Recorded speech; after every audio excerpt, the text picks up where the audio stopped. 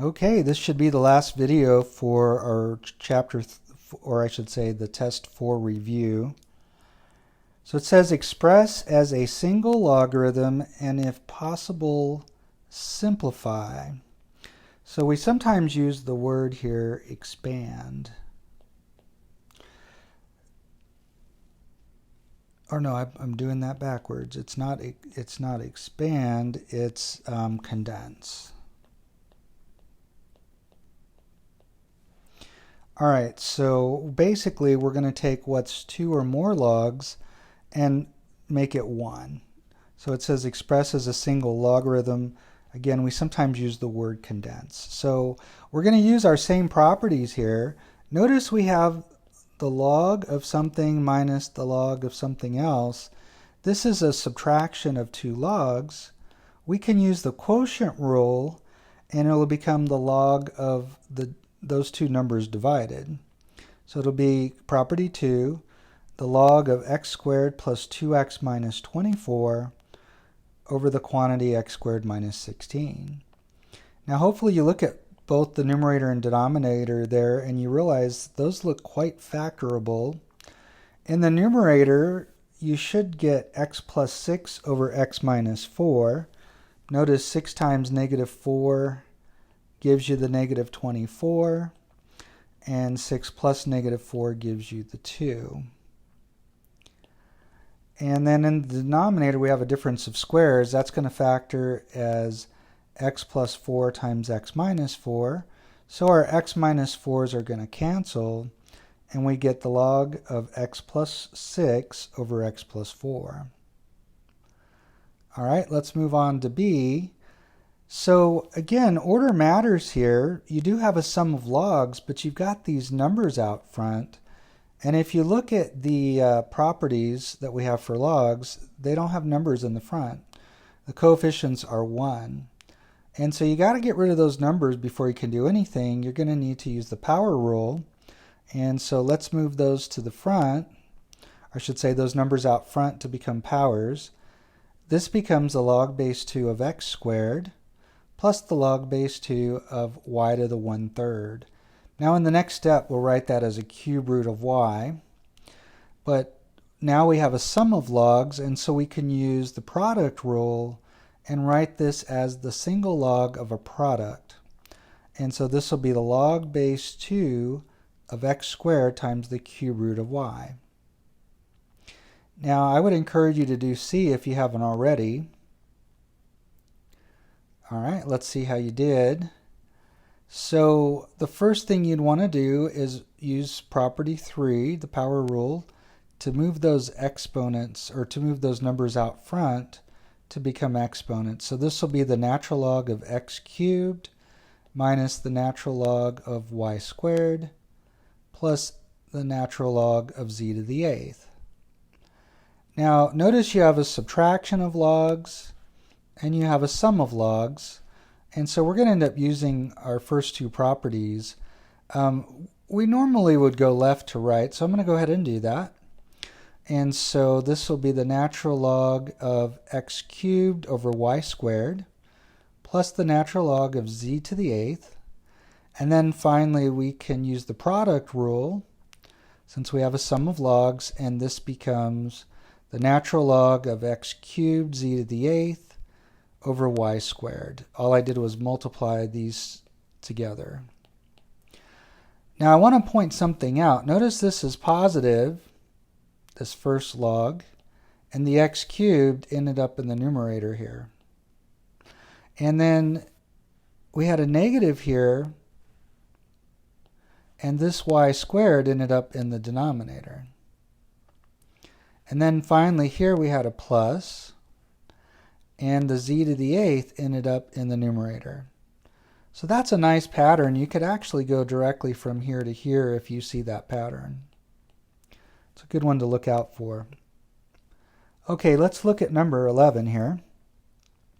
So first of all, when we solve exponential equations, our 2 major techniques are to get our bases to be equal and then set the exponents equal, or we may have to switch forms. When we get to D, we're going to have to do something different. But those are our two most common techniques. So on A, I think we can write 125 with the base of 5. So we can get our bases equal. So we're going to use the equal bases method. This becomes 5 to the 3x plus 4 is equal to 5 cubed. So 3x plus 4 is going to equal 3.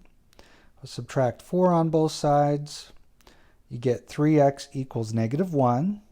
And now divide both sides by 3. And I get x equals negative 1/3. These are quite easy to check. I guess I didn't check this one here. But you could plug in negative 1/3 into the function or into the equation and see that it does work. In B it says switch forms. That's because I can't write 15 as 3 to some power, at least not any nice power. And so we don't have a choice. We're going to have to go and switch forms. This is an exponential form. We have base, exponent, answer. And so we can write it as a log. So I'll write log. My base is 3. Remember, that's your subscript. The answer goes right there. And the exponent always goes all by itself on the other side. Remember, to check yourself, you can do 3 to the x power equals 15. And that's exactly what we have here. Now, notice I'm using the change of base formula because this is not a log that I can put into my calculator directly. So this is the log of 15 over the log of 3, which becomes 2.4650. And you can check yourself here. If you plug that value in for x, you can verify that it does work. All right, let's look at C. So letter C is a lot like this one here. You're not going to be able to get equal bases because you're not going to be able to write 6 as a power of e, or any other number for that matter. The other thing is we really have an extra number here. We have that 2. If I didn't have the 2 there, I would have a base, exponent, and answer. I'd have my 3 parts of an exponential function. However, I can get rid of the 2. So we are going to switch forms. So let's divide by 2 first. And so now we're in exponential form, and we can solve this by switching to logarithmic form. So it's going to be log base e of 3 is equal to x plus 1. Whoops. Let me go back. Again, I would remind you that you can do this a little around the world thing. E to the x plus 1 power is equal to 3. That's exactly what we have. Got to make sure that the 3 parts are in the right place. Now we don't normally write our natural logs this way, or base e logs. We use ln. So it'll be ln of 3 is equal to x plus 1. And it's kind of important to put the parentheses around the 3 because we're going to subtract 1 on both sides, and when we do that, you got to treat the natural log of 3 as one single value, and from that you subtract 1. Like you wouldn't want to do 3 minus 1. That would not work because the 3 is attached to the log. Alright, so this becomes 0.0986, and you can check this by plugging it in. I just replaced x with 0.0986, and you can verify that that does work. Alright, now D is going to take a little bit of work, and our 2 techniques that we used up to this point, the equal bases technique and the idea of switching forms, is not going to help us here. What we can do, though, is we can take the log of both sides, and the reason why we're doing, the problem that we have, the reason why we're doing this is because our bases are different here. And so let's go ahead and take the log of both sides. It's just the same thing we've been doing all semester. Whatever you do to one side, you do to the other. We're just taking the log base 10 of both sides. Now the nice thing about this is we can use our power rule to move those exponents to the front.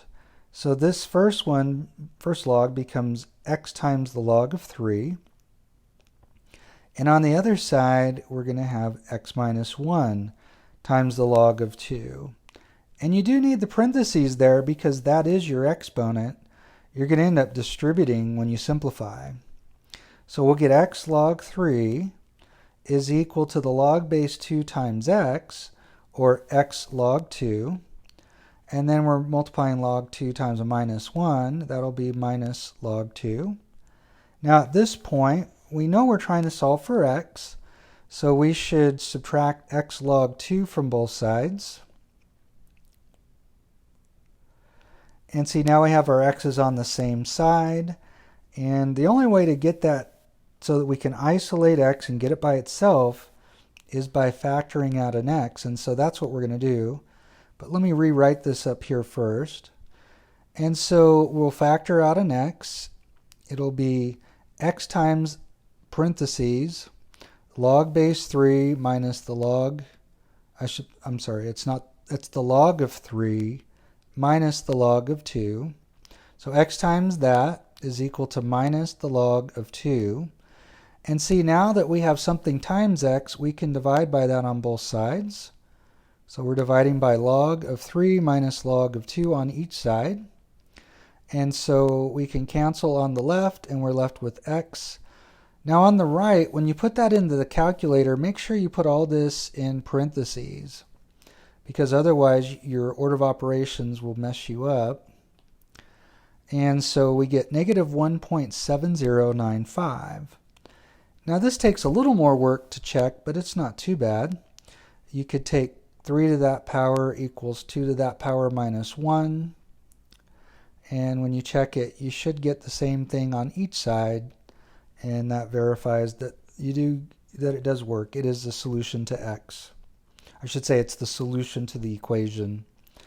Okay, let's move on to the next slide.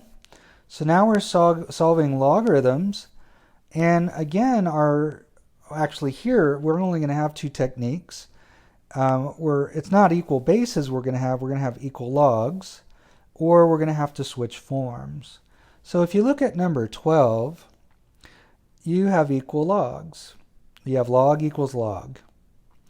And so since they're both base 4 logs, the only way that this side could equal this side is if the inner parts are equal. And so 9 minus 2x must equal x minus 3. Let's add 2x to both sides. Add 3 to both sides. You get 12 is equal to 3x. And so we get x is 4. Now, as you've seen so far, I would encourage you to check your answer. So I'm going to go ahead and plug in 4 into the equation. So the log base 4 of 9 minus 2 times 8, that's the log base 4 of 1. And the same thing is true on the other side. 4 minus 3 will give you 1. And so this does work. They are equal when you plug in that x value. And so it does check. All right, in B, notice first of all that we're going to want to switch forms. Notice we have the 3 parts. Our base is 10. So you have 10 squared is equal to 5x plus 7. Let's go ahead and switch forms. Of course, 10 squared is 100. We'll subtract 7 on both sides. We get 93 is equal to 5x. Divide by 5 on both sides. And you get x is equal to 93 over 5. All right, on letter C here, I'm going to need the quotient rule because I want to make this into one log. And so this becomes the, oops, I'm sorry, I forgot to check the other one. When you plug in the numbers, you can see that you end up with the log of 100 equals 2. Well, remember, it's a base 10, so 10 squared is equal to 100. That is true. And so that one does check. All right, so now let me use the quotient rule here. This becomes the natural log of 5x plus 1 over x minus 1. And that's equal to the natural log of 8. So again, notice this is the case where we have equal logs. We have a natural log equal to a natural log. So these inner parts must be equal in order for this to be true. And so let's set those inner parts equal. We have 5x plus 1 over x minus 1 is equal to 8. And so we'll want to multiply both sides by x minus 1. And on the left side, the x minus 1's cancel. You get 5x plus 1. On the right side, we're going to need to distribute. You'll get 8x minus 8. So let's subtract 8x on both sides. We need x on one side only, so we get negative 3x plus 1 equals negative 8. We'll subtract 1 on both sides. We get negative 3x is equal to negative 9. And so x is going to be 3. And you can verify this is true. So we have the natural log of 5 times 3 plus 1, that's the natural log of 16, minus the natural log of 3 minus 1, or the natural log of 2, equals the natural log of 8. Now, using the quotient rule, this is the natural log of 16 over 2 is equal to the natural log of 8. And of course that's true. 16 over 2 is 8. And so this does check. All right, we've got one more equation to solve, logarithmic equation. And again, I've got those two logs on the left, and so we have a property that helps us to combine those together. Notice this is a sum of logs, so we'll use the product rule and multiply these together. So we'll have the log base 3 of x times x plus 8 is equal to 2. Now notice I don't have equal logs here, and so in this case I'm going to want to switch forms. And so we have 3 squared is equal to the product of x times x plus 8. So 3 squared equals x times x plus 8. So all we're doing is switching to exponential form. This becomes 9 is equal to x squared plus 8x. And notice this is quadratic. And so we're going to want to get 0 on one side and then factor. So I need two numbers that multiply to negative 9 that add to 8. And that would be a positive 9 and a negative 1. And so when we solve for x, we get negative 9 and 1. Now I know I have a problem if I plug a negative 9 in for x here, because I can't take the log of a negative, so that one's out. I'll go ahead and show you that 1 does work. So we have the log base 3 of 1 plus the log base 3 of 9 equals 2.